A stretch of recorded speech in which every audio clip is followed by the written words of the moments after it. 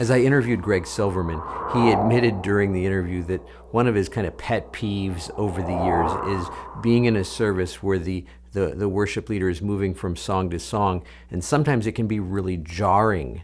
And so he's sitting at a piano while we're talking, and so he just demonstrated something not so good and then something good. And so take a look. So the flow between songs and transitions between songs is really important.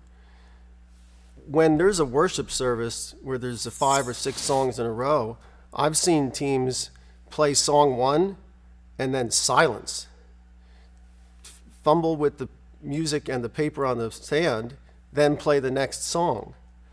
And so a whole worship service could be thought of like an airplane ride on a big commercial airline where there's a smooth takeoff, there's an arch to it, it goes up to a high level, there's an easy letdown at the end.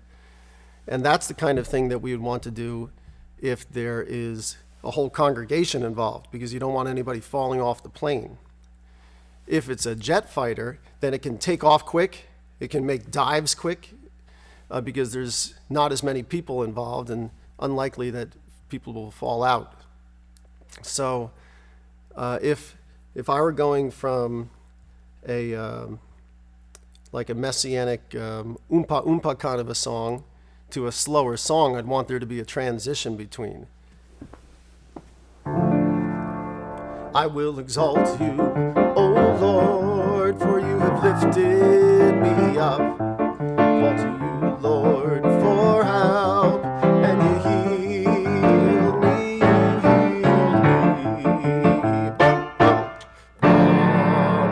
Silence, turn the page, shuffle with things. Song 2, how great is our God. Really awkward transitions sometimes. Would much rather have it be smoothly flowing from one to the other. So I will dance. You have been merciful to me, merciful to me. Keep the piano going. Keep the key going.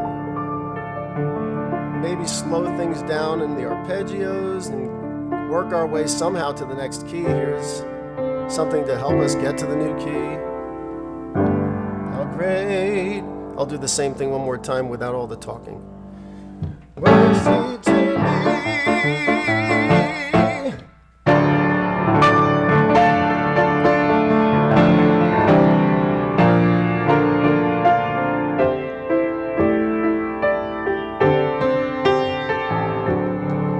How great is our God.